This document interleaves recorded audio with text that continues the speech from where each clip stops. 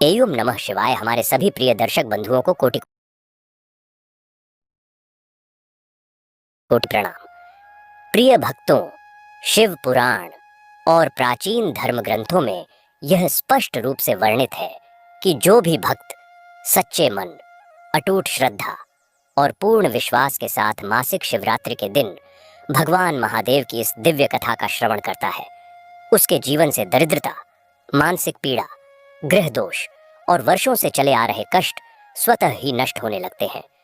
यदि आज आपके जीवन में बाधाएं हैं, मन अशांत है, धन रुक गया है या भाग्य साथ नहीं दे रहा, तो आज की यह मासिक शिवरात्रि आपके लिए शिव कृपा का द्वार खोल सकती है।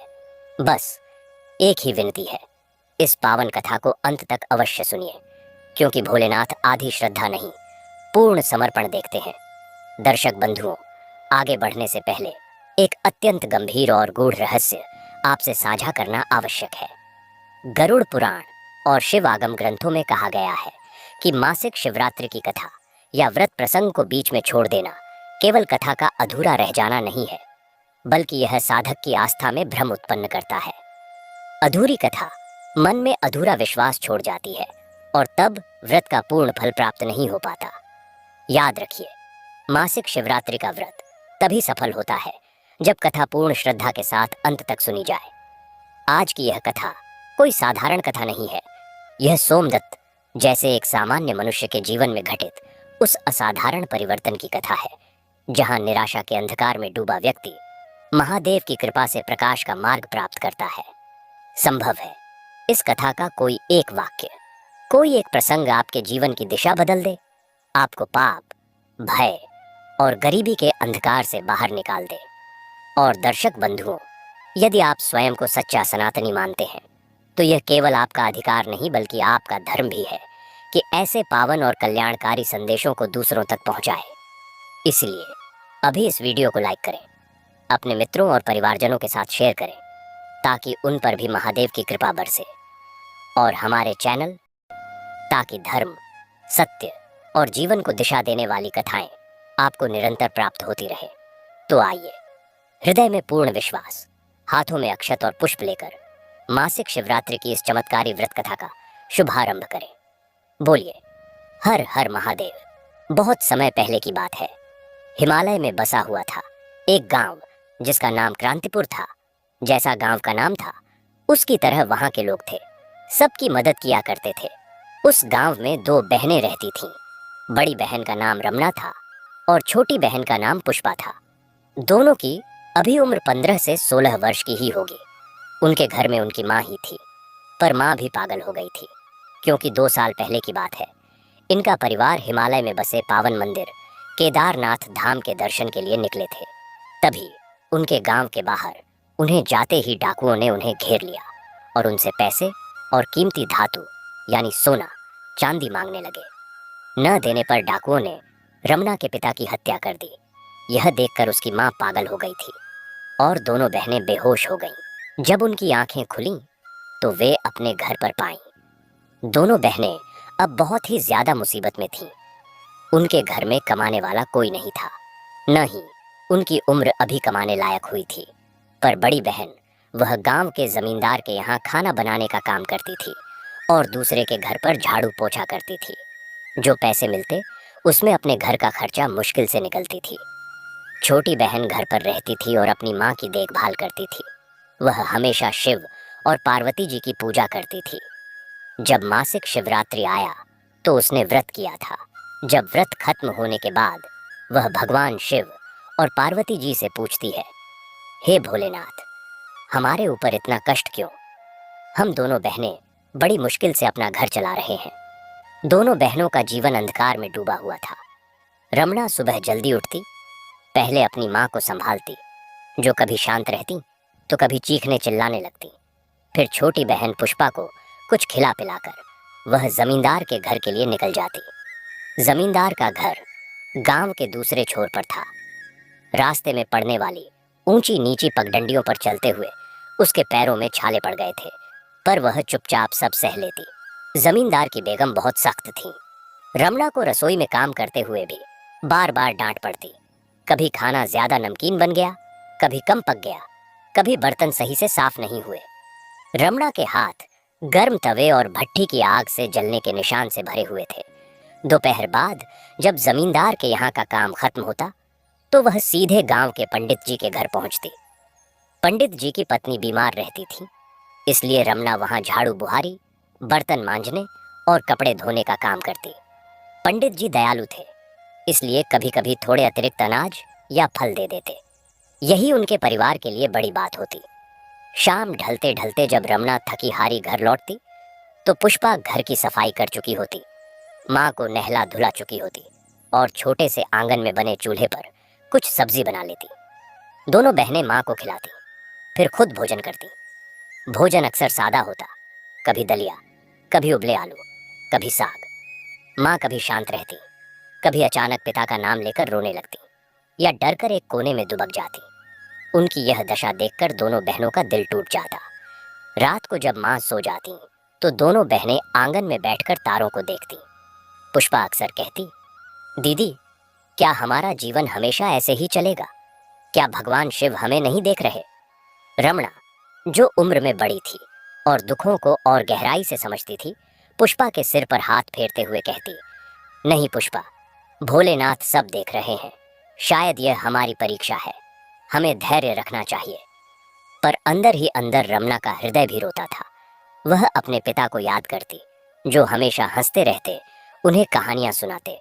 वह अपनी माँ को याद करती, जो गांव की सबसे अच्छी कढ़ाई करती थीं और मीठी मीठी लोरियां गाती थीं। अब वह सब कुछ खत्म हो चुका था, जैसे एक भयानक तूफान ने उनके घोंसले को उजाड़ कर रख दिया हो। कभी कभी गांव के लोग मदद के लिए आहेट जाते, कुछ सब्जी दे जाते, कुछ कपड़े, पर हर कोई अपनी जिंदगी में इतना व्यस्त था कि लंबे समय तक किसी का साथ नहीं रहता।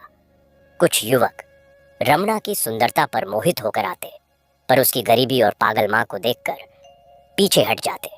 पुष्पा का सहारा केवल भगवान शिव और माँ पार्वती थे। उसने घर के एक कोने में एक छोटा सा मंदिर बना रखा था। एक चिकना पत्थर शिवलिंग का प्रतीक था। उस पर वह रोज जल चढ़ाती, बेलपत्र रखती, जो उसे जंगल से मिल जाते। उसने एक दिया जलाया हुआ था, जो दिन रात जलता रहता। वह रोज पूजा करते समय मन ही मन प्रार्थना करती, हे प्रभु, हमारी रक्षा करो, मेरी माँ को स्वस्थ करो, मेरी दीदी का बोझ हल्का करो। उसका विश्वास अडिग था, भले ही परिस्थितियां नहीं बदल रही थीं। और फिर आया मासिक शिवरात्रि का दिन। यह दिन पुष्पा के लिए बहुत महत्वपूर्ण था। उसने पहले ही तय कर लिया था कि वह इस बार पूरा दिन उपवास रखेगी और रात्रि जागरण करेगी। रमणा ने उसे समझाने की कोशिश की, पुष्पा, तुम्हारा स्वास्थ्य ठीक नहीं है, तुम पहले से ही कमजोर हो, उपवास रखोगी तो बीमार पड़ जाओगी। पर पुष्पा ने दृढ़ता से कहा, नहीं दीदी, इस बार मैं अपनी पूरी श्रद्धा से प्रभु को याद करूंगी, शायद वह मेरी पुकार सुन ले। रमणा ने देखा कि उसकी आंखों में एक अलौकिक दृढ़ता है। उसने हाँ भर दी। उस दिन रमणा ने जमींदार और पंडित जी के यहाँ से जल्दी छुट्टी ले ली। उसने घर आकर सफाई की, पुष्पा के लिए पूजन की सामग्री जुटाई, गांव के मंदिर से थोड़े फूल ले आई। शाम होते होते पुष्पा ने स्नान किया और अपने छोटे से मंदिर के सामने बैठ गई। उसने शिवलिंग को दूध और जल से स्नान कराया, बेलपत्र, धतूरे के फूल चढ़ाए, दीपक जलाया और फिर उसने आंखें बंद करके ध्यान लगाना शुरू किया। रमणा पास बैठकर जाप करने लगी, एयुएम नमः शिवाय। मां शांत थीं, जैसे वह भी इस पवित्र वातावरण को महसूस कर रही हो। रात गहराती गई, गांव में सन्नाटा पसर गया। केवल दूर से जंगली जानवरों की आवाजें और पुष्पा के मंत्रोच्चारण की आवाज सुनाई दे रही थी। आधी रात के समय जब चंद्रमा आकाश में ठीक सिर के ऊपर था, पुष्पा ने अपनी आंखें खोली। उसने शिवलिंग की ओर देखा और फिर वह प्रश्न पूछा जो उसके हृदय में बहुत दिनों से दबा हुआ था। उसकी आवाज कांप रही थी, पर शब्द स्पष्ट थे, हे भोलेनाथ, हे माँ पार्वती, हमारे ऊपर इतना कष्ट क्यों? हमने क्या पाप किया था? हम दोनों बहनें बड़ी मुश्किल से अपना घर चला रहे हैं। हमारी माँ की यह दशा, हमारे पिता, वे चले गए। हे प्रभु, क्या आप हमसे नाराज हैं? क्या हम अभागे हैं? अगर हमसे कोई भूल हुई हो तो क्षमा कर दो, पर हमें इस दुख से मुक्ति दिलाओ, हमारी रक्षा करो। उसकी आंखों से अश्रु की धारा बह निकली। वह लगातार रोते हुए प्रार्थना करती रही। तभी एक अद्भुत घटना घटी। उसने देखा कि उसके सामने रखा शिवलिंग मंद रोशनी से चमकने लगा। वह रोशनी धीरे धीरे बढ़ती गई और फिर एक तेज प्रकाश की किरण निकली जिसने पूरे कमरे को रोशन कर दिया। पुष्पा और रमणा दोनों हैरान रह गईं। उस प्रकाश के बीच से एक मधुर दिव्य आवाज सुनाई दी। आवाज में असीम करुणा और माधुर्य था। पुत्री, मैं तुम्हारी पुकार सुन चुका हूँ। तुम्हारे दुख का कारण तुम्हारा कोई पाप नहीं है। संसार में जीवन ऐसे ही चलता है, सुख दुख का चक्र चलता रहता है। पर जो भक्ति के साथ मेरा स्मरण करते हैं उनका दुख अंततः समाप्त होता है। तुम्हारी श्रद्धा और तुम्हारे व्रत ने मुझे बाध्य कर दिया है। सुनो, मैं तुम्हें एक कथा सुनाता हूँ जो तुम्हारे और सभी भक्तों के दुख दूर करने वाली है। यह है मासिक शिवरात्रि का महत्व और एक अन्य कथा जो तुम्हें शक्ति देगी। पुष्पा और रमणा भाव विभोर होकर सुनने लगी। वह दिव्य आवाज कहने लगी, हे बालिकाओं, शिवरात्रि का व्रत बहुत ही पुण्यदायी है। यह व्रत केवल महाशिवरात्रि को ही नहीं, हर मास के कृष्ण पक्ष की चतुर्दशी को भी किया जाता है। इस दिन भगवान शिव की आराधना करने से मनुष्य के सभी पाप नष्ट हो जाते हैं और उसे मोक्ष की प्राप्ति होती है। सुनो, प्राचीन काल में एक गरीब ब्राह्मण था। उसका नाम था सुशर्मा। वह बहुत दरिद्र था। उसके पास खाने को अन्न तक नहीं था। एक बार भयंकर अकाल पड़ा। सुशर्मा भूख से व्याकुल होकर जंगल में भटकने लगा। भटकते भटकते वह एक तालाब के किनारे पहुंचा। वहां एक बेल का वृक्ष था। भूख और प्यास से व्याकुल सुशर्मा ने तालाब से पानी पिया और बेल वृक्ष के नीचे बैठ गया। अनजाने में उसने बेल के पत्ते तोड़े और पास ही पड़े एक शिवलिंग पर चढ़ा दिए। वह दिन मासिक शिवरात्रि का दिन था। सुशर्मा को इसका ज्ञान नहीं था। रात हो गई। वहीं पेड़ के नीचे सो गया। आधी रात को एक शिकारी ने उस पर बाण चलाया। बाण लगते ही सुशर्मा के प्राण निकल गए। पर क्या हुआ? क्योंकि उसने अनजाने में ही सही शिवरात्रि के दिन व्रत रखा था और बेलपत्र चढ़ाए थे। शिवगण उसे लेने स्वर्ग से आए। उसे यमदूतों से पहले ही ले गए। और केवल इतना ही नहीं, उसके शरीर को एक दिव्य रथ में बिठाकर सीधे शिवलोक ले गए। वहां भगवान शिव ने उसे दर्शन दिए और कहा, हे ब्राह्मण, तुमने अनजाने में ही मेरा व्रत और पूजन किया, इसलिए तुम्हें यह फल मिला। अब तुम सदा के लिए मेरे धाम में निवास करोगे। सुशर्मा की कथा से यह शिक्षा मिलती है कि भगवान शिव भक्ति का फल अवश्य देते हैं, चाहे भक्ति जानबूझकर की गई हो या अनजाने में। हे पुष्पा, तुमने तो जानबूझकर पूरी श्रद्धा के साथ मेरी आराधना की है। तुम्हारा कल्याण अवश्य होगा। पुष्पा ने प्रणाम किया और कहा, प्रभु, यह कथा तो मैंने सुनी है, पर क्या आप मुझे एक और कथा सुनाएंगे? एक ऐसी कथा जो मुझे धैर्य दे, जो मुझे समझाए कि विपत्ति में भी आपका स्मरण कैसे किया जाए। दिव्य आवाज फिर गूंजी, बहुत अच्छा।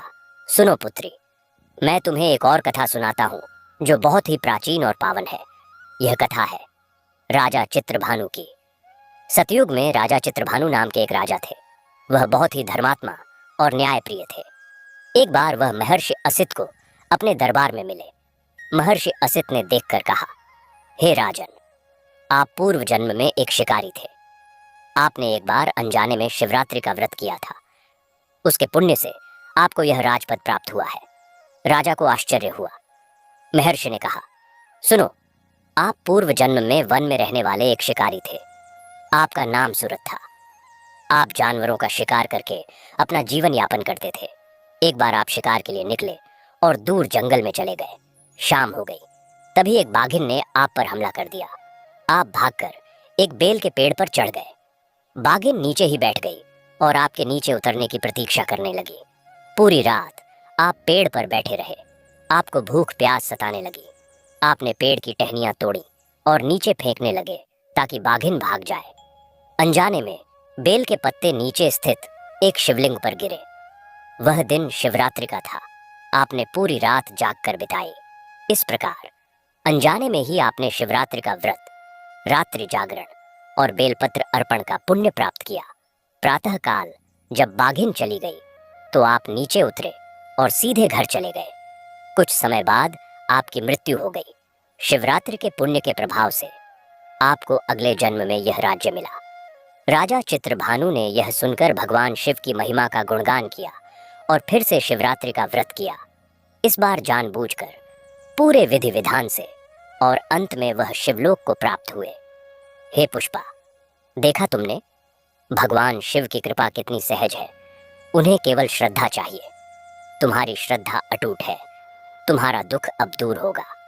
तुम्हारी माँ को स्वास्थ्य लाभ होगा। तुम्हारी बहन को सुख मिलेगा और तुम्हें जीवन में समृद्धि मिलेगी। पर याद रखना, भक्ति का अर्थ केवल मांगना नहीं है।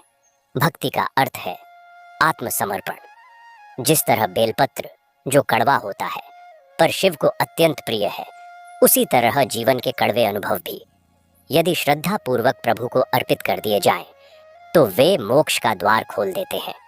तुम्हारे पिता की मृत्यु और माँ की बीमारी ने तुम्हें भक्ति की ओर प्रेरित किया। यही तो प्रभु की लीला है। वह कभी कभी भक्त को अपने से मिलने के लिए ऐसे मार्ग पर ले जाते हैं जो कष्टदायक लगते हैं, पर अंततः कल्याणकारी होते हैं। अब मैं तुम्हें एक आशीर्वाद देता हूँ। कल सुबह जब तुम उठोगी तो तुम्हारी माँ पूरी तरह स्वस्थ होगी। तुम्हारे घर के द्वार पर एक साधु आएंगे। उन्हें भोजन कराना। वही तुम्हारे जीवन को नई दिशा देंगे। और हाँ, जो जमींदार तुम्हारा शोषण करता है, उसका अहंकार चूर चूर हो जाएगा। निर्भय रहो। एवं नमः शिवाय। यह कहकर वह दिव्य प्रकाश धीरे धीरे मध्यम पड़ने लगा और अंततः लुप्त हो गया। कमरे में फिर से केवल दीपक की लौ और शिवलिंग शेष रह गए। पुष्पा और रमणा दोनों अवाक रह गई। उनकी आंखों से खुशी के आंसू बह रहे थे। उन्होंने एक दूसरे को देखा, फिर शिवलिंग की ओर देखकर बार बार प्रणाम किया। उस रात वे दोनों फिर से जागरण करती रहीं, पर अब दुख में नहीं, बल्कि आनंद और कृतज्ञता से भरी हुई। भोर होने लगी। पहली किरण निकली तो पुष्पा ने देखा उनकी माँ शांति से सो रही थी। उनके चेहरे पर एक दिव्य शांति थी। जब माँ की आंखें खुलीं, तो उनकी आंखों में वही पुरानी चमक लौट आई थी। वह बैठ गईं और दोनों बेटियों को देखकर मुस्कुराईं। रमणा, पुष्पा, उन्होंने स्नेह से पुकारा। दोनों बहनें दौड़कर माँ से लिपट गईं। सालों बाद माँ ने उन्हें पहचाना था। वह पागलपन का अंधकार दूर हो चुका था। यह एक चमत्कार था। उसी समय द्वार पर खटखटाहट हुई। रमणा ने दरवाजा खोला। सामने एक साधु महाराज खड़े थे। उनके चेहरे पर तेज था, हाथ में कमंडल और कंधे पर एक चिमटा था। उन्होंने आशीर्वाद दिया और कहा, बेटी, भगवान भोलेनाथ ने मुझे तुम्हारे यहाँ भिक्षा के लिए भेजा है। रमणा ने उन्हें सादर अंदर बुलाया। पुष्पा ने जल्दी से सबसे अच्छा भोजन तैयार किया। साधु महाराज ने भोजन किया और आशीर्वाद देते हुए कहा, तुम्हारी भक्ति से प्रसन्न होकर भगवान शिव ने मुझे तुम्हारे लिए एक संदेश भेजा है। इस गांव के बाहर पूर्व दिशा में एक गुफा है। उस गुफा में एक प्राचीन शिवलिंग है। उसकी पूजा करो। और हाँ, जमींदार के यहाँ अब मत जाना। तुम्हारे पिता के पास जो भूमि थी, उस पर जमींदार ने कब्जा कर लिया था। उसके कागजात तुम्हारे घर की मिट्टी की दीवार में एक खोखली जगह में छिपे हैं। उन्हें निकाल लो। मैं राज दरबार में जा रहा हूँ। तुम्हारे न्याय के लिए प्रार्थना करूंगा। इतना कहकर साधु महाराज चले गए। रमणा ने दीवार में हाथ डाला तो सचमुच एक पोटली निकली जिसमें जमीन के कागजात थे। उसी दिन गांव में खबर फैली कि जमींदार का घोड़ा अचानक बिगड़ गया और उसे लेकर जंगल में भाग गया। जमींदार गहरी खाई में गिर गया और उसकी कमर टूट गई। वह शासन चलाने के लायक नहीं रहा। राज दरबार से अधिकारी आए और जमीन का मामला सुलझाया। रमणा और पुष्पा को उनकी जमीन वापस मिल गई। वह जमीन उपजाऊ थी। धीरे धीरे उन्होंने खेती शुरू की। माँ पूरी तरह स्वस्थ हो गई और उन्होंने कढ़ाई का काम शुरू किया, जिसकी मांग दूर दूर तक होने लगी। दोनों बहनों की शादी योग्य वरों से हुई, पर उन्होंने कभी भगवान शिव की पूजा करना नहीं छोड़ा। हर मासिक शिवरात्रि को वे उस गुफा में जाती, शिवलिंग की पूजा करती और उस रात के चमत्कार को याद करती। उनका गांव क्रांतिपुर फिर से खुशहाल हो गया और इस तरह भक्ति, धैर्य और दिव्य कृपा ने तीनों का उद्धार कर दिया। और इस प्रकार भगवान शिव की असीम कृपा से रमणा और पुष्पा का जीवन नई दिशा में बहने लगा। समय की धारा के साथ वे दोनों युवती से पूर्णतः नारी रूप में ढल गईं। रमणा अब 19 वर्ष की थी और पुष्पा 18 की। दोनों के चेहरे पर अब वह पीड़ा नहीं, बल्कि एक दिव्य तेज और संतोष था। उनकी माँ पूर्णतः स्वस्थ हो चुकी थी और अपनी कलात्मकता से घर को समृद्ध कर रही थी। गांव क्रांतिपुर में अब उनके परिवार का बहुत सम्मान था। भगवान शिव की कृपा से मिली भूमि अब हरी भरी फसलों से लहलहाती थी। पर अब गांव के लोगों के मन में एक प्रश्न उठने लगा, इतनी सुंदर, गुणवान और अब समृद्ध कन्याओं का विवाह कब होगा? एक दिन गांव के पंडित जी रमणा के घर पधारे। वे बहुत प्रसन्न थे। बोले, बेटी, तुम्हारे जीवन में भोलेनाथ ने चमत्कार किया है। अब समय आ गया है कि तुम दोनों का विवाह हो। मैंने दो योग्य वरों के बारे में सोचा है। एक है राजगुरु के पुत्र विशाल। वे अयोध्या से यहाँ तीर्थ यात्रा पर आए थे और हमारे गांव की प्राकृतिक सुंदरता देखकर कुछ दिन ठहर गए हैं। वे विद्वान, धार्मिक और सुयोग्य हैं। दूसरे हैं वनवासी क्षेत्र के सेवा करने वाले एक परिवार के पुत्र आदित्य। उनका परिवार तीर्थयात्रियों की सेवा करता है। वे भी बहुत धार्मिक और परिश्रमी हैं। दोनों ही तुम्हारे और पुष्पा के योग्य हैं। रमणा ने नम्रता से कहा, पंडित जी, यह तो हमारी माँ और भगवान शिव की इच्छा पर निर्भर है। उसी रात पुष्पा ने फिर से भगवान शिव से प्रार्थना की, हे प्रभु, अब हमारे सामने नया मोड़ आया है, हमें मार्गदर्शन दो। उस रात दोनों बहनों को स्वप्न आया। स्वप्न में भगवान शिव और माँ पार्वती प्रकाशमान रूप में खड़े थे। माँ पार्वती मुस्कुराई और बोली, बेटियों, डरो मत, हम तुम्हारे माता पिता हैं और हम तुम्हारे कल्याण के लिए ही यहाँ हैं। विशाल और आदित्य हमारे ही भक्त हैं। उनका चयन हमने ही किया है। तुम दोनों का विवाह उनसे होगा और तुम सुखी रहोगी। भगवान शिव ने आशीर्वाद देते हुए कहा, तुम दोनों के विवाह में हम स्वयं उपस्थित रहेंगे। यह कहकर वे अंतर्ध्यान हो गए। स्वप्न से जागने पर दोनों बहनों के हृदय में अनिर्वचनीय आनंद भर गया। उनकी माँ ने भी यही स्वप्न देखा था। अब कोई संदेह शेष नहीं था। पंडित जी के माध्यम से रिश्ता पक्का हुआ। विशाल और आदित्य दोनों ने जब रमणा और पुष्पा के बारे में सुना, उनकी भक्ति और संघर्ष की गाथा सुनी, तो वे गदगद हो उठे। उन्होंने कहा, ऐसी धर्मपरायण और भगवत कृपा प्राप्त कन्या से बढ़कर और क्या सौभाग्य हो सकता है। विवाह की तैयारियां शुरू हुईं, पर यह कोई सामान्य विवाह नहीं था। गांव वालों ने तय किया कि यह विवाह उस पावन गुफा के सामने होगा जहां भगवान शिव का प्राचीन शिवलिंग था। सारा गांव जुट गया। गुफा के सामने की भूमि को सजाया गया। फूलों के तोरण बने, दियों और मशालों से रोशनी की गई। विवाह के दिन सुबह से ही मंगल गीत गूंजने लगे। रमणा और पुष्पा ने पहले गुफा में जाकर शिवलिंग का अभिषेक किया, बेलपत्र चढ़ाए। उनकी मां ने उन्हें सुसज्जित किया। रमणा ने लाल पारंपरिक वस्त्र पहने, पुष्पा ने पीले रंग के। दोनों के माथे पर सिंदूर और चांदी के आभूषण चमक रहे थे, पर उनकी आंखों में जो तेज था वह सबसे अधिक मनमोहक था। ज्योतिष ने शुभ मुहूर्त निकाला था। दोनों वर दल सज धज कर आए। विशाल लंबे गौर वर्ण के थे। उनके चेहरे पर गंभीरता और बुद्धिमत्ता झलक रही थी। आदित्य सुदृढ़ शरीर के, उनके नेत्रों में करुणा और ऊर्जा थी। विवाह की वैदिक रीति शुरू हुई। पंडित जी मंत्रोच्चारण कर रहे थे। अग्नि को साक्षी मानकर 7 फेरे लिए जा रहे थे। तभी एक अद्भुत घटना घटी। जैसे ही रमणा और विशाल ने अग्नि के समक्ष परिक्रमा पूरी की, वैसे ही पुष्पा और आदित्य ने भी। सबने स्पष्ट देखा कि अग्नि की लपटों से तेज प्रकाश निकला और उस प्रकाश में 2 दिव्य आकृतियां झलकीं, एक भगवान शिव और दूसरी मां पार्वती। सबने आंखें फाड़ फाड़ कर देखा। भगवान शिव मुस्कुरा रहे थे और आशीर्वाद दे रहे थे। यह दृश्य केवल कुछ पलों के लिए था, पर पूरे समारोह में उपस्थित सभी लोगों ने देखा। सबका हृदय भक्ति से भर गया। आनंद के आंसू बहने लगे। पंडित जी की आवाज भावुक हो गई। भगवान शिव और माता पार्वती स्वयं इस विवाह में उपस्थित हुए हैं। यह कन्याएं उनकी पुत्रियां हैं। आज से इनके जीवन में केवल सुख ही सुख होगा। विवाह समारोह संपन्न हुआ। दोनों बहनों एक की विदाई का समय आया। माँ के आंसू छलक पड़े, पर वे आनंद के आंसू थे। रमणा अयोध्या जा रही थी विशाल के साथ, जबकि पुष्पा कुछ दूर ही एक सेवा आश्रम में आदित्य के साथ। पर वे दूर नहीं थे, क्योंकि उनके हृदय भगवान शिव की एक ही डोर से बंधे थे। रमणा का ससुराल अयोध्या की गोद में अयोध्या, जहां भगवान राम का जन्म हुआ, वह पवित्र नगरी अब रमणा का नया घर थी। विशाल के पिता राजगुरु थे, पर उनका परिवार अहंकार से कोसों दूर था।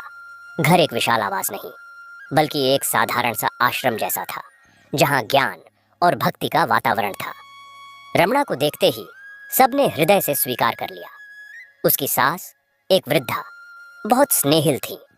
उन्होंने रमणा को गले लगाते हुए कहा, बेटी, तुम्हारे आगमन से इस घर में माँ सीता की कृपा आ गई है। रमणा ने अपने नए परिवार में स्वयं को ढाल लिया। वह सुबह जल्दी उठती, पूजा पाठ करती, फिर घर के कार्यों में हाथ बंटाती।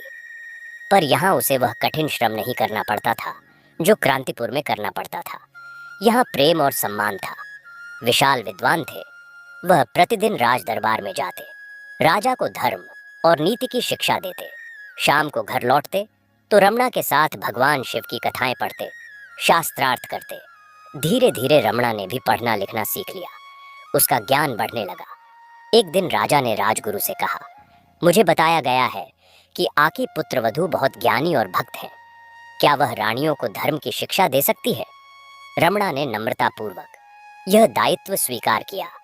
वह प्रतिदिन राजमहल में जाती और रानियों को धर्म की शिक्षा देती। वह दासियों को भगवान शिव की लीलाओं, भक्ति के महत्व और नारी धर्म के बारे में बताती। उसकी मधुर वाणी और गहन ज्ञान से सब प्रभावित हुए। रमणा ने अयोध्या में भी शिवरात्रि के महोत्सव को एक नया रूप दिया। उसने एक विशाल शिव मंदिर में गरीबों को भोजन और वस्त्र वितरण की परंपरा शुरू करवाई। विशाल और रमणा का दाम्पत्य जीवन ज्ञान और भक्ति की साझा यात्रा बन गया। उन्हें एक पुत्र रत्न की प्राप्ति हुई, जिसका नाम उन्होंने शिवांश रखा। रमणा की माँ कभी कभी अयोध्या आती और अपनी बेटी को इतना सुखी देखकर भगवान शिव को धन्यवाद देती। पुष्पा का ससुराल, सेवा का आश्रम। पुष्पा का नया घर हिमालय की तलहटी में एक सेवा आश्रम था। आदित्य का परिवार तीर्थयात्रियों की सेवा करता था। यहाँ का जीवन सादगी भरा था, पर सेवा और करुणा से परिपूर्ण। आश्रम में बूढ़े, रोगी और थके हुए यात्रियों को आश्रय मिलता था। पुष्पा को यह वातावरण बिल्कुल अपना सा लगा। उसकी सास स्वयं एक संत स्वभाव की महिला थी, जो दिन रात यात्रियों की सेवा में लगी रहती थी। पुष्पा ने तुरंत हाथ बटाना शुरू कर दिया। वह रसोई में जाती, सैकड़ों लोगों के लिए भोजन तैयार करती, घायलों के घाव धोती, बीमारों की देखभाल करती। उसके हाथों में वही सेवा भाव था जो उसने अपनी माँ की देखभाल करते हुए सीखा था।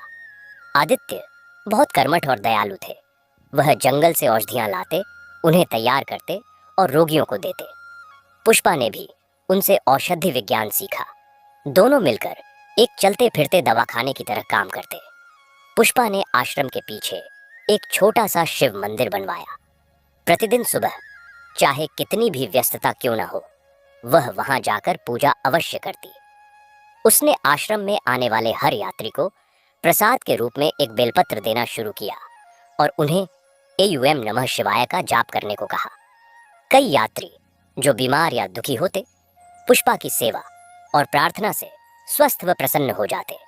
वे उसे पर्वतों की पार्वती कहने लगे। पुष्पा और आदित्य के जीवन में भौतिक संपदा कम थी, पर सेवा और स्नेह की अथाह संपदा थी। उन्हें एक कन्या रत्न की प्राप्ति हुई, जिसका नाम उन्होंने आराधना रखा। पुष्पा की माँ और रमणा भी कभी कभी आश्रम आते और सेवा में हाथ बटाते। पुष्पा ने कभी भी अपने अतीत के दुख को नहीं भुलाया, बल्कि उसे सेवा की ऊर्जा में बदल दिया। वह कहती, मेरा दुख ही मेरी शक्ति बना। जिस दर्द को मैंने भोगा है, उसे देखकर मैं दूसरों के दर्द को समझ पाती हूँ, और भगवान शिव ने मुझे यह अवसर दिया कि मैं इस दर्द को सेवा में बदल सकूं। दोनों बहनों का अटूट बंधन। दूरी ने दोनों बहनों के बीच की दूरी नहीं बढ़ाई। वे नियमित पत्र व्यवहार करती। हर मासिक शिवरात्रि पर, चाहे कितनी भी दूरी क्यों न हो, दोनों अपने अपने परिवार के साथ क्रांतिपुर की उस पावन गुफा में अवश्य मिलती। वहां 3 दिनों का एक छोटा सा मेला लग जाता। रमणा ज्ञान और भक्ति की बातें बताती, पुष्पा सेवा और करुणा की। उनकी माँ दोनों के बीच बैठकर अपने हाथों से बने प्रसाद बांटती। यह दृश्य देखकर गांव वाले भाव विभोर हो जाते। दोनों बहनों के पति भी आपस में गहरी मित्रता बना चुके थे। विशाल और आदित्य मिलकर तीर्थयात्रियों के लिए एक धर्मशाला बनाने की योजना बना रहे थे। समय बीतता गया। शिवांश और आराधना बड़े हुए। दोनों में अपनी माताओं के संस्कार विद्यमान थे। शिवांश विद्वान बना और आराधना ने दवाइयों का ज्ञान प्राप्त किया।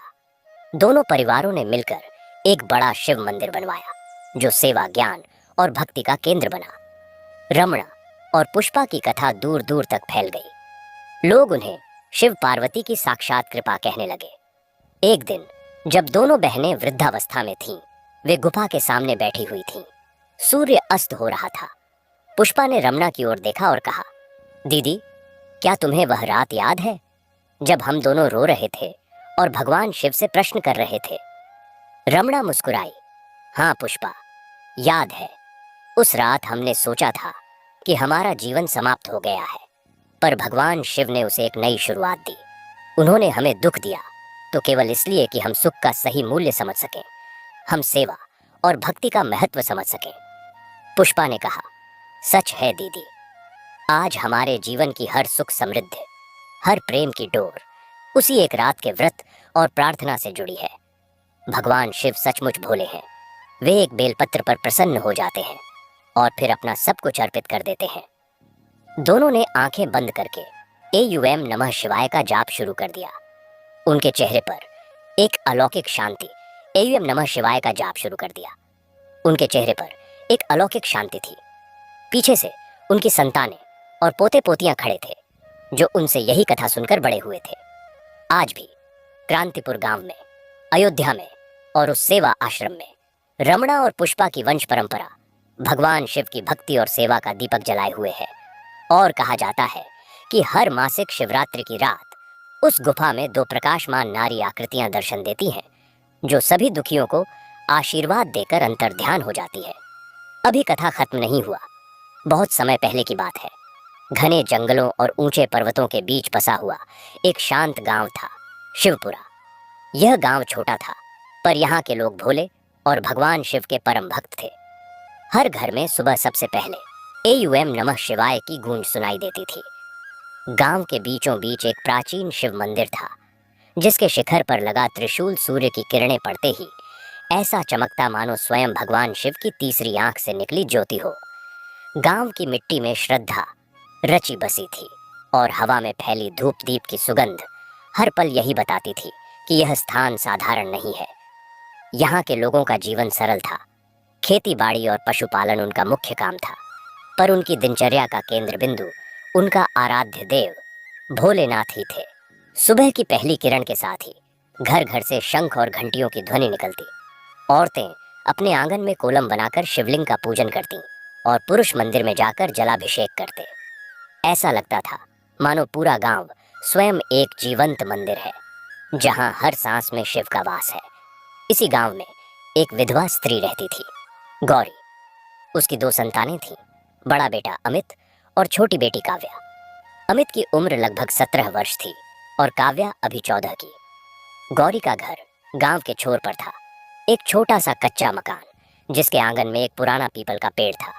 उस पेड़ के नीचे ही काव्या ने मिट्टी से एक छोटा सा शिवलिंग बना रखा था जिसे वह रोज पानी से स्नान कराती, बेलपत्र चढ़ाती और उसके चारों ओर परिक्रमा लगाती। गौरी का जीवन भले ही संघर्षों से भरा था, पर उसके चेहरे पर एक अद्भुत संतोष और शांति थी जो उसकी अटूट श्रद्धा से ही आती थी। वह अक्सर कहती, बच्चों, संसार में सब कुछ अनित्य है, केवल प्रभु का नाम और उनकी कृपा ही सच्चा सहारा है। जो शिव को अपना सब कुछ मान लेता है, शिव उसका सब कुछ बन जाते हैं। 3 वर्ष पहले की बात है। गौरी का पति हर वर्ष की तरह सावन में जल लेकर बैद्यनाथ धाम की यात्रा पर गया था। वह हर साल बिना नागा कांवर लेकर जाता था। उस वर्ष भी उसने घर में चारों ओर खुशबू फैलाते हुए चंदन का लेप कांवर पर लगाया था। गंगा जल से भरे कलश को पवित्र कपड़े से ढका था और सुबह तड़के ही गांव के अन्य कांवरियों के साथ यात्रा पर निकल पड़ा था। गौरी ने उसे ठंडाई का पात्र और कुछ प्रसाद दिया था। अमित और काव्या ने पैर छूकर आशीर्वाद लिया था। उसकी आंखों में एक अलौकिक चमक थी जो केवल शिव भक्ति से ही आ सकती थी, पर दुर्भाग्य ऐसा कि वह यात्रा से कभी लौटकर नहीं आया। रास्ते में भूस्खलन हुआ और वह हमेशा के लिए भगवान शिव के चरणों में समा गया। खबर गांव में 1 सप्ताह बाद पहुंची जब एक अन्य यात्री उसका पता लगाकर आया। उसने बताया कि पहाड़ी रास्ते में अचानक बादल फटने के कारण भारी भूस्खलन हुआ और कई कांवरिये उसके नीचे दब गए। सभी ने प्रयास किया पर प्रकृति के कोप के आगे कुछ नहीं कर पाए। गौरी ने जब यह सुना तो वह बेहोश हो गई। अमित और काव्या सिसकियों में डूब गए। पूरा गांव शोक में डूब गया। पर गौरी ने होश आने पर पहला वाक्य यही कहा, प्रभु, आपकी यही इच्छा थी। उसने आपके चरणों में ही प्राण त्यागे। यह उसके लिए सौभाग्य की बात है। हमें तो केवल आपके चरणों में शीश झुकाना है। उस दिन के बाद गौरी का जीवन अंधकार में डूब गया। घर में कोई कमाने वाला नहीं था। अमित पढ़ाई छोड़कर मजदूरी करने लगा और काव्या घर संभालने लगी। अमित का स्कूल का बैग एक कोने में पड़ा रह गया। उसकी कॉपियों पर धूल जमने लगी। उसकी आंखों में चमक गायब हो गई। उनकी जगह चिंता और जिम्मेदारी के भार ने ले ली। वह सुबह जल्दी उठता, थोड़ा जलपान करता और गांव के बाहर खेतों में या फिर कभी निर्माण स्थल पर मजदूरी करने चला जाता। उसकी कोमल हथेलियां छाले पड़ने लगी, पीठ दर्द करने लगी, पर वह कभी शिकायत नहीं करता। वह जानता था कि अब वही घर का एकमात्र सहारा है। काव्या घर में माँ के साथ रहकर सारे काम संभालती। वह सुबह सबसे पहले उठकर उस मिट्टी के शिवलिंग की पूजा करती, फिर घर साफ करती, खाना बनाती, बकरियों को चारा देती और माँ के साथ बैठकर कभी सिलाई कढ़ाई का काम करती। उसके हृदय में एक अदम्य विश्वास था, एक ऐसा दीपक जो हर हवा में भी नहीं बुझता था। वह अक्सर अमित से कहती, भैया घबराओ मत, भोलेनाथ हमारे साथ हैं। वह देख रहे हैं, वह जानते हैं। जब समय आएगा वह हमारी सुनेंगे। समय बीतता गया। अमित दिन रात मेहनत करता, पर गरीबी कम होने का नाम नहीं लेती। कई बार तो घर में चूल्हा भी नहीं जलता। ऐसे दिनों में पड़ोसिन कभी कभी थोड़ा खाना भेज देती, या फिर गौरी और काव्या फल फूल या जंगल से मिलने वाली सब्जियों से गुजारा कर लेती। अमित का मजदूरी का पैसा अक्सर घर के जरूरी सामान और कर्ज चुकाने में ही खत्म हो जाता। ऐसा लगता था मानो दुख का पहाड़ उनके ऊपर से हटने का नाम ही नहीं ले रहा। गौरी की आंखों की रोशनी धीरे धीरे कमजोर पड़ने लगी, शायद रो रो कर या शायद कुपोषण के कारण, पर वह हर रोज शिव की आराधना करती रहती। उसका विश्वास अडिग था। वह कहती, शिव तो भोले हैं, वह भक्त के आंसू नहीं देख सकते। शायद हमारी परीक्षा चल रही है। जब तक इंसान में धैर्य है, शिव उसके साथ है। इन सब के बीच काव्या का विश्वास कभी नहीं टूटा। वह रोज मिट्टी के छोटे से शिवलिंग पर पानी और बेलपत्र चढ़ाती और मन ही मन प्रार्थना करती, हे महादेव, अगर दुख ही हमारा भाग्य है तो हमें सहने की शक्ति देना। हमें इतना बल देना कि हम कभी आपसे विमुख न हो, कभी शिकायत न करें। मेरे भैया की मेहनत सफल हो। मेरी माँ के चेहरे पर फिर से वह मुस्कान लौट आए जो पिताजी के समय थी। और हे प्रभु, अगर मांगने का अधिकार है तो बस इतना कि हम सब साथ रहें, प्रेम से रहें और आपके नाम का सुमिरन करते रहें। उसकी प्रार्थना में कोई लालसा नहीं थी, कोई दबाव नहीं था, केवल समर्पण और श्रद्धा थी। वह जानती थी कि शिव सब कुछ जानते हैं, सब कुछ देखते हैं। उसकी पूजा के बाद वह अक्सर पीपल के पेड़ के नीचे बैठकर पुराने ग्रंथों की कहानियां सुनती, जो गांव के बुजुर्ग कभी कभी सुनाया करते थे। उसे शिव पार्वती की कथाएं सबसे अधिक प्रिय थीं, विशेषकर शिवरात्रि की कथा। वह सुनती कि कैसे शिवरात्रि के दिन भगवान शिव का आशीर्वाद सीधे भक्त के हृदय में उतरता है, कैसे वह रात का एक एक पहर भक्त के लिए कल्याणकारी बन जाता है। और फिर एक दिन गांव में खबर फैली कि अमावस्या की रात को पास के प्राचीन शिव मंदिर में सच्चे मन से मांगने पर भगवान शिव अपने भक्तों की सुनते हैं। यह खबर गांव के एक बहुत वृद्ध साधु ने फैलाई, जो हिमालय की तराई से आए थे और कुछ दिन शिवपुरा में रुके थे। उन्होंने कहा कि यह मंदिर कोई साधारण मंदिर नहीं है, यह एक तपोभूमि है जहां प्राचीन काल में ऋषि मुनियों ने तपस्या की थी। और हर अमावस्या की अंधेरी रात को, जब चंद्रमा का प्रकाश नहीं होता, तब भक्त का मन यदि पूरी तरह निर्मल और एकाग्र हो तो उसकी वाणी सीधे कैलाशपति तक पहुंचती है। उन्होंने यह भी कहा कि यह कोई जादू नहीं, न ही कोई चमत्कार मांगने का अवसर है, बल्कि यह तो अपने हृदय को पूरी तरह खोलकर प्रभु के आगे समर्पित कर देने का क्षण है। गांव के लोग इस बात को लेकर उत्साहित थे, पर साथ ही एक पवित्र भय से भी ग्रस्त थे। सभी ने तय किया कि अगली अमावस्या को वे सामूहिक रूप से रात्रि जागरण करेंगे और भजन कीर्तन करेंगे। पर काव्या के मन में एक अलग ही विचार आया। वह जानती थी कि सामूहिक प्रार्थना में भी शक्ति होती है, पर उसकी प्रार्थना तो बहुत निजी थी, बहुत गहरी थी। उसने निश्चय किया कि वह उस रात अकेले मंदिर में बैठकर अपने हृदय की सारी पीड़ा, सारी आशा, सारा प्रेम भोलेनाथ के चरणों में अर्पित कर देगी। उस रात काव्या ने बिना किसी को बताए व्रत रखा। उसने दिन भर कुछ नहीं खाया, केवल थोड़ा जल पिया। शाम होते ही वह माँ से कहकर कि वह थोड़ी देर मंदिर में भजन सुनने जा रही है, घर से निकली। गौरी ने सहमति दी। उसे काव्या की भक्ति पर गर्व था। काव्या मंदिर पहुंची। मंदिर में गांव के कई लोग पहले से ही इकट्ठा थे। घंटियां बज रही थीं, शंखनाद हो रहा था और हर हर महादेव एवं नमः शिवाय के जयकारे गूंज रहे थे। मंदिर का वातावरण दिव्य था। प्राचीन पत्थरों से बना मंदिर उस रात और भी भव्य लग रहा था, मानो वह स्वयं जागृत हो गया हो। काव्या ने भी जाकर शिवलिंग पर जल चढ़ाया, बेलपत्र अर्पित किए और फिर एक कोने में बैठ गई। उसने आंखें बंद कर लीं और मन ही मन प्रार्थना करने लगी। धीरे धीरे रात गहराती गई। गांव के लोग एक एक करके घर लौटने लगे, क्योंकि अगले दिन उनके काम थे। आधी रात तक मंदिर में केवल कुछ ही भक्त रह गए और अंततः केवल काव्या और मंदिर का पुजारी बाबा रामदास ही रह गए। बाबा रामदास एक वृद्ध थे। उन्होंने काव्या को देखा और मुस्कुराए। वह जानते थे कि यह बालिका कोई साधारण भक्त नहीं है। उन्होंने एक दीपक जलाकर उसके पास रख दिया और कहा, बेटी, शिव तुम्हारे साथ है। इतना कहकर वह भी मंदिर के पिछले हिस्से में चले गए। और फिर एक दिन अकग गांव में खबर फैली कि अमावस्या की रात को पास के प्राचीन शिव मंदिर में सच्चे मन से मांगने पर भगवान शिव अपने भक्तों की सुनते हैं।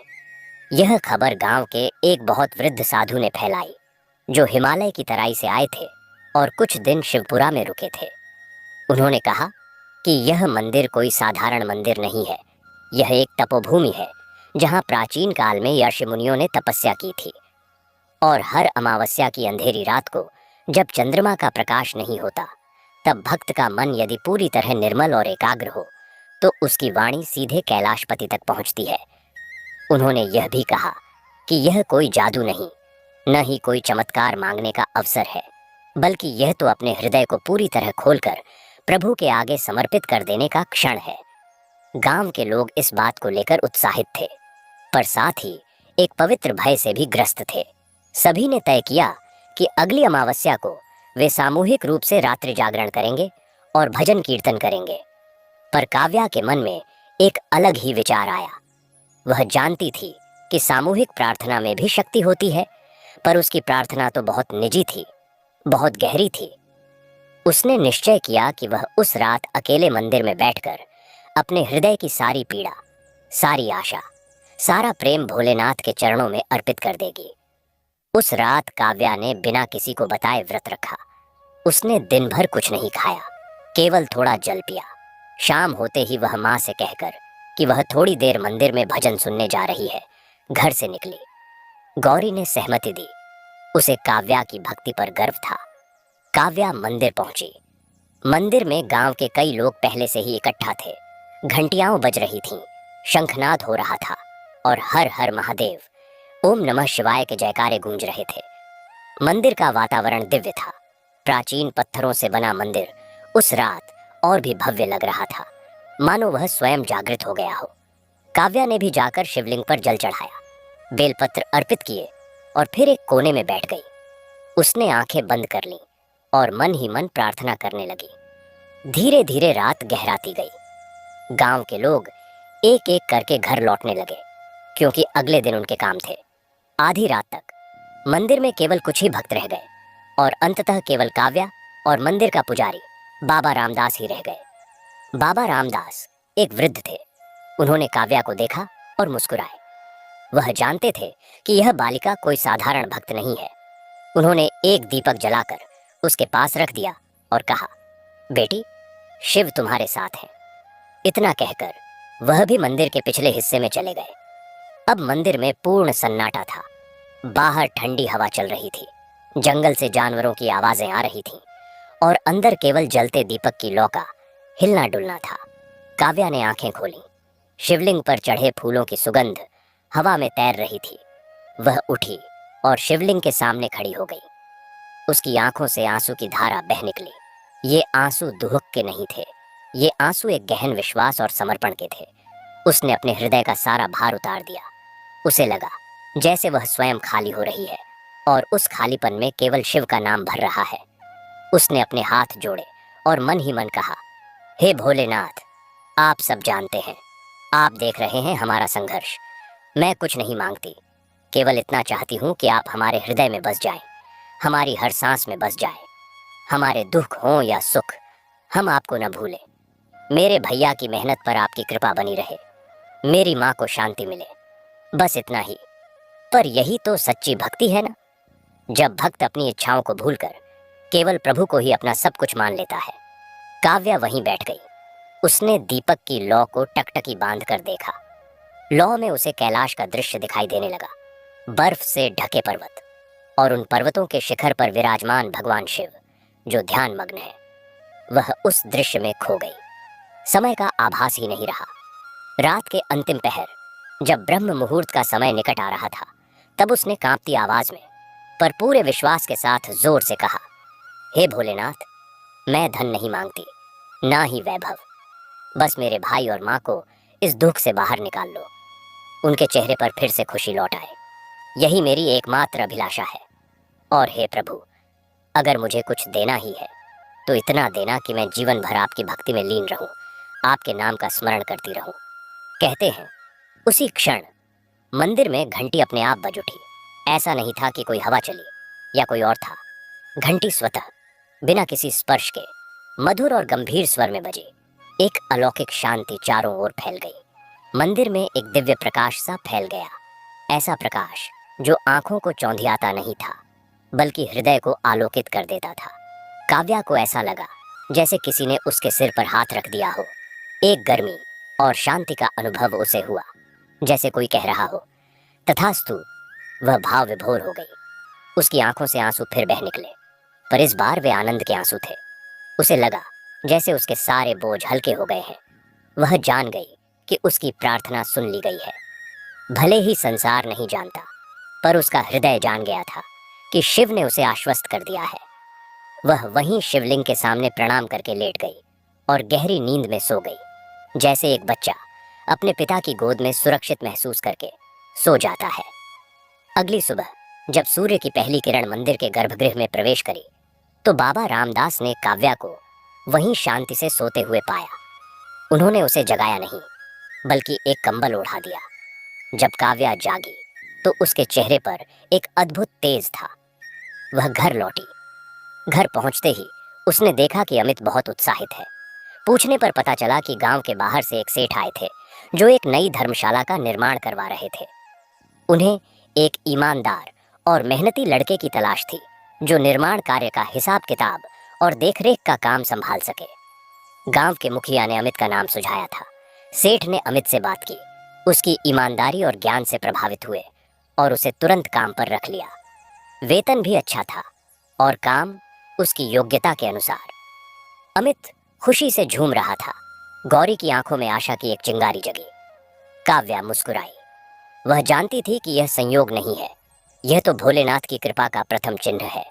धीरे धीरे हालात बदलने लगे। अमित का काम अच्छा चल निकला। वह न केवल ईमानदारी से काम करता, बल्कि नए विचारों से सेठ को भी प्रभावित करता। कुछ ही महीनों में उसकी जिम्मेदारी बढ़ा दी गई। घर में अब भोजन की कमी नहीं थी। कर्ज धीरे धीरे चुकने लगे। गौरी ने एक वैद्य से कुछ दवाई ली। आंखों की रोशनी में सुधार होने लगा और सबसे बड़ी बात, गौरी का चेहरा फिर से मुस्कुराने लगा। वह अब अक्सर पड़ोसियों से बातें करती और कभी कभी सामूहिक भजन में भी शामिल होने लगी। पर काव्या का विश्वास और भी गहरा हो गया। वह अब और भी अधिक समय पूजा पाठ में लगाने लगी।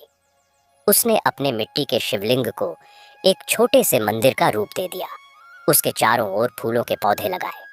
वह अब प्रतिदिन शिव महिमा स्तोत्र का पाठ करती और अमावस्या, पूर्णिमा, सोमवार को विशेष व्रत रखती। उसकी भक्ति में और गहराई आ गई थी, क्योंकि उसने जान लिया था भगवान शिव देर करते हैं पर अंधेर नहीं करते। वह समय पर सब कुछ करते हैं, भक्त की परीक्षा लेते हैं, उसके धैर्य और विश्वास को कसते हैं, और फिर जब सही समय आता है वह ऐसा कुछ करते हैं जिसकी कल्पना भी भक्त नहीं कर सकता। और फिर शिवरात्रि का पवित्र त्योहार आया। यह कोई साधारण शिवरात्रि नहीं थी, बल्कि मासिक शिवरात्रि थी, जो कि हर महीने कृष्ण पक्ष की चतुर्दशी को आती है। पर इस बार यह शिवरात्रि काव्या के परिवार के लिए विशेष थी। अमित ने पहली बार अपनी कमाई से घर के लिए नए कपड़े खरीदे थे और शिवरात्रि की पूजा के लिए विशेष सामग्री लाई थी। बिल्वपत्र, धतूरा, फल, फूल, दूध, दही, घी, शहद, गंगाजल और नए वस्त्र।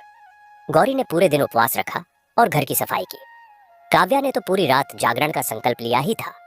शाम को वे तीनों मंदिर गए। मंदिर की शोभा देखते ही बनती थी। फूलों और रंगोली से सजा हुआ मंदिर, हजारों दीपक जल रहे थे और भक्तों की भीड़ थी। पुजारी बाबा रामदास ने विधि विधान से शिवलिंग का षोडशोपचार पूजन किया। भजन कीर्तन का दौर चला। काव्या ने आंखें बंद करके भजन में स्वर मिलाया। उसे लग रहा था कि आज का दिन उसके जीवन का सबसे पवित्र दिन है। रात्रि जागरण के दौरान बाबा रामदास ने सभी भक्तों को शिवरात्रि की कथा सुनानी शुरू की। उनकी वाणी में एक मधुरता थी जो सीधे हृदय में उतर जाती थी। उन्होंने कहा, भक्तों, आज मैं तुम्हें शिवरात्रि की उस पावन कथा का स्मरण कराऊंगा जो हमें यह बताती है कि कैसे एक साधारण से भक्त की अटूट श्रद्धा ने स्वयं भगवान शिव के हृदय को स्पर्श कर लिया था। यह कथा है एक गरीब शिकारी की, जो जीविका के लिए जानवरों का शिकार किया करता था। एक बार वह जंगल में शिकार की तलाश में भटकता हुआ एक गहरे जल के सरोवर के पास पहुंच गया। रात हो गई थी और वह वहीं एक बेल के पेड़ पर चढ़कर रात बिताने के लिए तैयार हो गया, ताकि कोई जानवर आए तो उसे मार सके। संयोग से उस दिन शिवरात्रि थी। पेड़ के नीचे एक शिवलिंग था जो बेल के पत्तों से ढका हुआ था।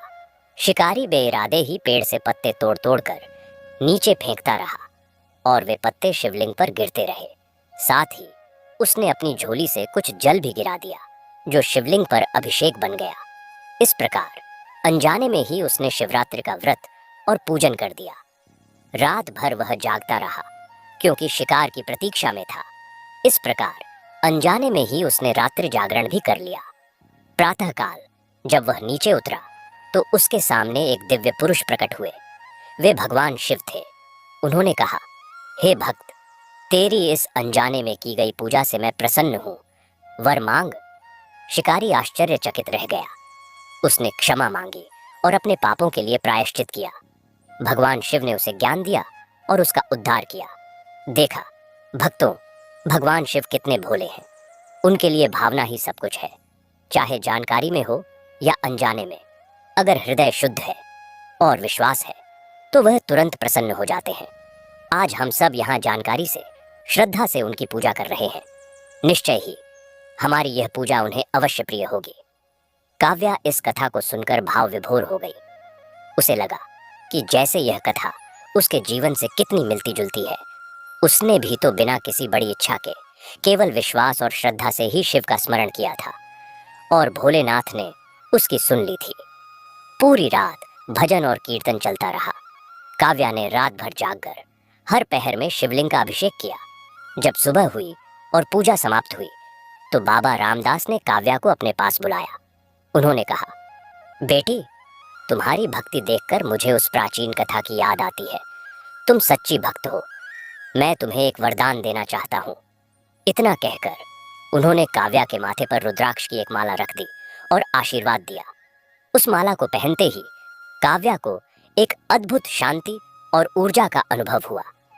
उस दिन के बाद तो मानो काव्या के जीवन में एक नया ही अध्याय शुरू हो गया। उसकी भक्ति और गहन हो गई। वह अब केवल पूजा पाठ तक ही सीमित नहीं रही, बल्कि उसने सेवा को भी अपनी साधना का हिस्सा बना लिया। वह गांव के बुजुर्गों की सेवा करती, बीमारों की देखभाल करती और गरीब बच्चों को शिव की कथाएं सुनाती। उसके इस स्वभाव से प्रभावित होकर गांव के लोग उसे छोटी गौरी कहने लगे। अमित का काम भी बहुत अच्छा चल रहा था। सेठ ने उसे अपनी एक दुकान का प्रबंधक बना दिया था। अब वह न केवल अपने परिवार का अच्छे से पालन पोषण कर रहा था, बल्कि गांव के अन्य गरीब बच्चों की शिक्षा में भी मदद करने लगा था। गौरी अब पूरी तरह स्वस्थ थी और उसने एक छोटा सा कुटीर उद्योग शुरू किया था, जिसमें वह मसाले पीसकर बेचती थी। घर में समृद्धि आ गई थी, पर उस समृद्धि ने कभी उनकी सादगी और भक्ति को प्रभावित नहीं किया। वे तीनों अब भी सुबह 4 बजे उठकर शिव का स्मरण करते, मंदिर जाते और अपने दिन की शुरुआत प्रभु के नाम से करते। काव्या अब युवती हो चुकी थी, पर उसका मन संसारिक बंधनों में बंधना नहीं चाहता था। उसने अपने माता और भाई से कहा कि वह जीवन भर भगवान शिव की सेवा और भक्ति में ही लीन रहना चाहती है। गौरी और अमित ने उसकी इच्छा का सम्मान किया। काव्या ने अपना अधिकांश समय मंदिर की सेवा और गांव के बच्चों को धार्मिक शिक्षा देने में लगाना शुरू कर दिया। वह स्वयं भी शास्त्रों का अध्ययन करने लगी। एक दिन बाबा रामदास ने उसे बुलाया और कहा, बेटी, तुम्हारी भक्ति और ज्ञान देखकर मुझे लगता है कि तुम इस मंदिर की देखरेख का दायित्व संभाल सकती हो। मैं बूढ़ा हो गया हूँ, अब हिमालय की तरफ प्रस्थान करना चाहता हूँ। क्या तुम इस मंदिर की पूजा अर्चना और प्रबंधन की जिम्मेदारी लोगी? काव्या के लिए यह सौभाग्य से कम नहीं था। उसने हाँ कह दी और इस प्रकार वही काव्या जो कभी मिट्टी के शिवलिंग पर पानी चढ़ाती थी, अब प्राचीन शिव मंदिर की पुजारिन बन गई। समय बीतता गया। शिवपुरा गांव अब और भी खूबसूरत और समृद्ध हो गया था। काव्या की ख्याति दूर दूर तक फैल गई थी। लोग उसे शिवपुरा वाली मैया कहकर बुलाते थे। वह न केवल पूजा पाठ करती, बल्कि लोगों की समस्याएं सुनकर उन्हें शिव भक्ति का मार्ग दिखाती। उसके माध्यम से कई लोगों का जीवन बदला। अमित का विवाह हो गया, उसे 2 पुत्र हुए। गौरी दादी माँ बनकर खुश थी, परिवार में खुशहाली थी। पर काव्या का सबसे बड़ा चमत्कार यह था कि उसने कभी अपनी भक्ति में कमी नहीं आने दी। वह आज भी सुबह सबसे पहले उठती, स्नान करके मंदिर खोलती, शिवलिंग का अभिषेक करती और फिर दिन भर भक्तों के आगमन की प्रतीक्षा करती। उसके लिए हर दिन शिवरात्रि था, हर पल भगवान शिव का स्मरण। और एक दिन जब काव्या बहुत वृद्ध हो चुकी थी, शिवरात्रि के दिन उसने संपूर्ण रात्रि जागरण किया। प्रातःकाल जब उसने अंतिम बार शिवलिंग पर जल चढ़ाया तो मंदिर में वही दिव्य प्रकाश फैल गया। घंटी स्वतः बज उठी। काव्या ने मुस्कुराते हुए अपनी आंखें बंद कर लीं। उसके चेहरे पर एक अलौकिक तेज था। जब लोगों ने देखा तो काव्या ने शांति से भगवान शिव के ध्यान में ही अपने प्राण त्याग दिए थे। कहते हैं उसी क्षण आकाश से फूल बरसने लगे और एक आवाज गूंजी, काव्या, तू मेरे पास आ। पूरा गांव उसके अंतिम दर्शन के लिए इकट्ठा हुआ। उन्होंने देखा कि काव्या के चेहरे पर मुस्कान थी और उसके हाथों में वह रुद्राक्ष की माला थी जो बाबा रामदास ने दी थी। उसका अंतिम संस्कार मंदिर के पास ही किया गया। और आज भी शिवपुरा गांव में लोग कहते हैं कि अमावस्या की रात को मंदिर में काव्या की आत्मा शिव की आराधना करती दिखाई देती है। और जो कोई सच्चे मन से उस मंदिर में प्रार्थना करता है, उसकी मनोकामना अवश्य पूरी होती है। और इस तरह काव्या की कथा समाप्त नहीं हुई, बल्कि एक नए रूप में फैलनी शुरू हो गई। क्योंकि जिस दिन काव्या ने शरीर त्यागा और उसके बाद फूल बरसे और आकाशवाणी हुई, उस दिन से शिवपुरा गांव के इतिहास में एक नया अध्याय जुड़ गया। वह अध्याय जो केवल एक बालिका की साधारण सी भक्ति की कहानी नहीं रह गया, बल्कि एक जीवंत मान्यता, एक अटूट आस्था और एक ऐसी दिव्य शक्ति के केंद्र की कहानी बन गया, जिसने न केवल गांव को बदल दिया, बल्कि दूर दराज के क्षेत्रों से लोगों को अपनी ओर खींचना शुरू कर दिया। काव्या के जाने के बाद भी उसका कमरा, उसकी वह पूजा की जगह जहां उसने मिट्टी का शिवलिंग बनाया था, वह स्थान एक तीर्थ बन गया। लोग वहां आते और उस साधारण से स्थान पर माथा टेकते, जहां से एक साधारण बालिका ने अपनी असाधारण भक्ति से भोलेनाथ को प्रसन्न कर लिया था। और गांव के लोगों ने मिलकर निर्णय लिया कि अब काव्या के नाम से उसकी स्मृति में एक बड़ा मंदिर बनाया जाएगा, उसी स्थान पर जहां वह रहती थी, जहां उसने अपना अधिकांश जीवन बिताया था। और इस प्रकार शुरू हुआ एक नए मंदिर के निर्माण का सफर। अमित, जो अब एक समृद्ध और सम्मानित व्यक्ति था, उसने इस कार्य की पूरी जिम्मेदारी संभाली। उसने न केवल धन दिया, बल्कि अपनी पूरी ऊर्जा इस प्रकल्प में लगा दी। और गांव के हर व्यक्ति ने अपना अपना योगदान दिया। कोई श्रमदान करता, कोई धन देता, कोई भोजन की व्यवस्था करता। और इस तरह कुछ ही वर्षों में एक भव्य मंदिर तैयार हो गया, जिसके गर्भगृह में 2 मूर्तियां स्थापित की गईं। एक तो भगवान शिव की विशाल शिवलिंग के रूप में, और दूसरी काव्या की संगमरमर की मूर्ति, जिसमें वह हाथ जोड़े, आंखें बंद किए, गहन ध्यान में बैठी हुई थी। मानो अभी भी भोलेनाथ का ध्यान कर रही हो। और मंदिर का नाम रखा गया श्री काव्या शिव मंदिर। और इस मंदिर के प्रथम पुजारी बने बाबा रामदास के शिष्य, जिन्होंने काव्या को बहुत निकट से देखा था और उसकी भक्ति को समझा था। और मंदिर के उद्घाटन के दिन, जो कि शिवरात्रि का दिन था, एक अद्भुत घटना घटी।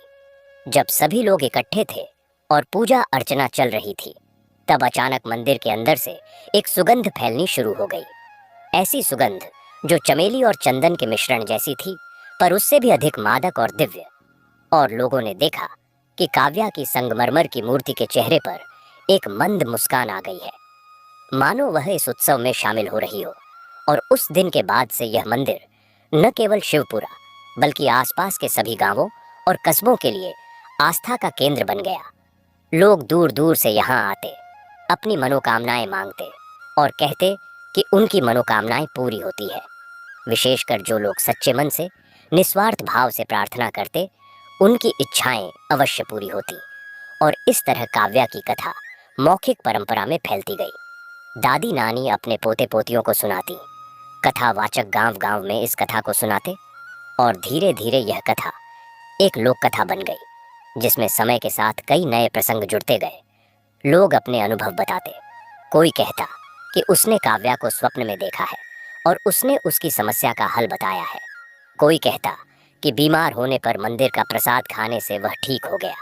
और इस तरह कथा का विस्तार होता गया। और एक दिन गांव में एक नए कथावाचक पहुंचे, जो देश भर में प्रसिद्ध थे और राष्ट्रीय पुरस्कार से सम्मानित थे।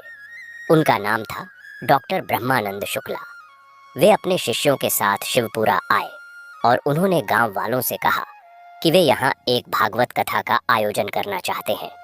पर गांव वालों ने उनसे निवेदन किया कि वे भागवत कथा के साथ साथ काव्या शिव की कथा भी सुनाएं, क्योंकि यह कथा अब इस गांव की पहचान बन चुकी थी। डॉ ब्रह्मानंद ने सहर्ष स्वीकार किया और इस प्रकार शुरू हुआ एक भव्य कथा का आयोजन, जिसमें दूर दूर से हजारों लोग आए। कथा स्थल पर प्रतिदिन बड़ी संख्या में महिला, पुरुष और बच्चे श्रद्धालु उपस्थित होकर श्रद्धा व आस्था के साथ कथा का श्रवण करते। और डॉक्टर ब्रह्मानंद ने काव्या की कथा को इतनी सरल और रोचक शैली में प्रस्तुत किया कि लोग मंत्रमुग्ध होकर सुनते रहते। उन्होंने कथा के प्रत्येक प्रसंग को जीवंत कर दिया। जब वे काव्या के अमावस्या की रात मंदिर में प्रार्थना करने के प्रसंग को सुना रहे थे, तो सभी श्रोताओं की आंखें नम थीं। और जब उन्होंने उस चमत्कार का वर्णन किया, जब घंटी स्वयं बजी और दिव्य प्रकाश फैला, तो सभी के रोमांचित हो उठे। और डॉ ब्रह्मानंद ने इस कथा को भागवत के प्रसंगों से जोड़ा। उन्होंने बताया कि जिस प्रकार भक्त प्रहलाद ने अटूट विश्वास से नरसिंह भगवान को प्राप्त किया, जिस प्रकार ध्रुव ने तपस्या से ध्रुव तारे का स्थान पाया, उसी प्रकार काव्या ने अपनी निष्काम भक्ति से शिव को प्रसन्न किया। और यह भक्ति का ही चमत्कार है कि एक साधारण बालिका आज इतनी बड़ी शक्ति बन गई है। और उन्होंने गजेंद्र मोक्ष की कथा सुनाते हुए कहा कि जब गजेंद्र ने विपदा में भगवान विष्णु का स्मरण किया, तो भगवान तुरंत उसकी रक्षा के लिए आए। ठीक उसी प्रकार काव्या ने जब शिव का स्मरण किया, तो शिव ने उसकी सुन ली, क्योंकि भगवान के लिए भक्त की भावना सब कुछ है, चाहे वह ज्ञानी हो या अज्ञानी, धनी हो या निर्धन, बालक हो या वृद्ध। और इस तरह कथा का आयोजन 7 दिनों तक चला। और इन 7 दिनों में गांव का वातावरण पूर्णतः भक्तिमय हो गया। भजन कीर्तन और भक्ति संगीत से पूरा गांव गूंज उठा। लोगों के चेहरे पर एक अलौकिक शांति और आनंद दिखाई देता था। और इस कथा ने आध्यात्मिक शांति प्रदान करने के साथ साथ समाज में धर्म, संस्कार और सद्भावना का संदेश भी दिया। और कथा के अंतिम दिन डॉक्टर ब्रह्मानंद ने एक महत्वपूर्ण घोषणा की।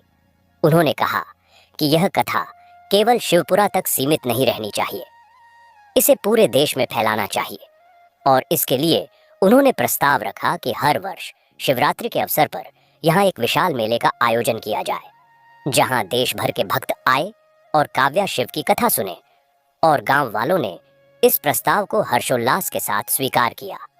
और इस तरह शुरू हुआ शिवपुरा का प्रसिद्ध काव्या शिव मेला, जो हर साल शिवरात्रि पर लगता है और जिसमें लाखों लोग शामिल होते हैं। और इस मेले ने गांव की आर्थिक स्थिति को भी बदल दिया। छोटे छोटे दुकानदार, होटल, धर्मशालाएं सब बनने लगे। और गांव धीरे धीरे एक छोटे से तीर्थ स्थान में बदल गया। पर इस विकास ने गांव की सादगी और भक्ति भाव को नहीं बदला, बल्कि और मजबूत किया, क्योंकि हर व्यक्ति जानता था कि यह सब काव्या की भक्ति का फल है और उसी भक्ति को बनाए रखना उनका कर्तव्य है। और अमित, जो अब एक वृद्ध व्यक्ति था, वह हर दिन मंदिर आता, काव्या की मूर्ति के सामने बैठकर घंटों ध्यान लगाता। उसे अपनी बहन की याद आती, उसकी आंखें, उसका विश्वास, और वह मन ही मन प्रार्थना करता कि हे भोलेनाथ, मेरी बहन को आपके चरणों में स्थान मिल गया, यही मेरे जीवन की सबसे बड़ी उपलब्धि है। और एक दिन जब अमित की भी आयु पूरी हो गई, तो उसने भी शांति से अपने प्राण त्याग दिए, और लोगों ने देखा कि उसके चेहरे पर भी वही दिव्य मुस्कान थी जो काव्या के चेहरे पर थी। और गांव वालों ने उसकी समाधि भी मंदिर परिसर में ही बनाई, ताकि भक्ति का यह परिवार अब इस लोक में भी एक साथ रहे। और समय बीतता गया, पीढ़ी दर पीढ़ी यह कथा आगे बढ़ती गई।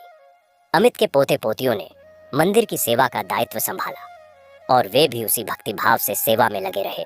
और एक दिन एक नया प्रसंग जुड़ा, जब गांव में एक भयंकर अकाल पड़ा। बारिश नहीं हुई, फसलें सूख गईं, लोग भूखे मरने लगे। तब गांव के सभी लोग मंदिर में इकट्ठे हुए और 7 दिनों तक लगातार एयूएम नमः शिवाय का जाप किया। और 7वें दिन, जो कि सोमवार था, अचानक आकाश में बादल छा गए और मूसलाधार बारिश हुई। गांव की भूखी धरा तृप्त हो गई और लोगों ने इसे काव्या की कृपा माना। और इस घटना के बाद तो मानो काव्या के मंदिर की ख्याति और बढ़ गई। अब लोग केवल मनोकामना पूर्ति के लिए ही नहीं, बल्कि संकट के समय में शक्ति और साहस के लिए भी यहाँ आने लगे।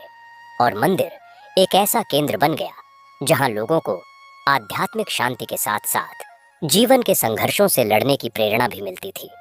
और इसी बीच गांव में एक और घटना घटी, जब एक युवक जो पढ़ाई में बहुत तेज था, पर गरीबी के कारण उसकी पढ़ाई छूटने वाली थी, वह मंदिर में आया और रोते हुए काव्या की मूर्ति के सामने बैठ गया। उसने कहा कि हे मैया, मैं पढ़ना चाहता हूँ, मुझे मौका दो। और कहते हैं कि उस रात उसे स्वप्न में काव्या दिखाई दी। उन्होंने कहा कि तू निश्चिंत रह, तेरी पढ़ाई का प्रबंध हो जाएगा। और अगले दिन गांव में एक अजनबी व्यक्ति आया जो एक शिक्षा संस्थान चलाता था। उसने उस लड़के की कहानी सुनी और उसे पूरी शिक्षा के लिए छात्रवृत्ति दे दी। और वह लड़का आगे चलकर एक बड़ा डॉक्टर बना, और उसने गांव में एक अस्पताल बनवाया। और इस तरह कथा में नित्य नए प्रसंग जुड़ते गए। हर कोई अपना अनुभव साझा करता और कथा और भी समृद्ध होती गई। और फिर एक समय ऐसा आया जब मंदिर का विस्तार करने की आवश्यकता पड़ी, क्योंकि भक्तों की संख्या इतनी बढ़ गई कि मौजूदा परिसर में सबको स्थान नहीं मिल पाता था। तब एक बार फिर गांव वालों ने मिलकर निर्णय लिया कि मंदिर का विस्तार किया जाएगा। और इस बार यह कार्य और भी बड़े पैमाने पर हुआ। दान देश भर से आया, लोगों ने स्वेच्छा से अपना योगदान दिया, और कुछ ही वर्षों में एक विशाल मंदिर परिसर तैयार हो गया, जिसमें एक बड़ा हॉल था जहां हजारों लोग एक साथ बैठकर प्रार्थना कर सकते थे। एक धर्मशाला थी जहां दूर से आए भक्त ठहर सकते थे। एक भोजनशाला थी जहां निःशुल्क भोजन वितरित होता था। और एक पुस्तकालय था जहां धार्मिक ग्रंथों का संग्रह था। और इस विस्तार के बाद मंदिर की ख्याति और बढ़ गई। अब यहाँ नियमित रूप से विभिन्न कथाएं आयोजित होने लगी, जैसे भागवत कथा, राम कथा और स्वयं काव्या शिव कथा। और इन कथाओं में देश के प्रसिद्ध कथावाचक आते, जो कथा को इतने रोचक ढंग से सुनाते कि श्रोता मंत्रमुग्ध हो जाते। और इन कथाओं के माध्यम से लोगों के भाव और विचार शुद्ध होते। उनके मन से लोभ, मोह, क्रोध, ईर्ष्या दूर होती, और उसमें भक्ति, प्रेम, करुणा और सेवा का भाव जागृत होता।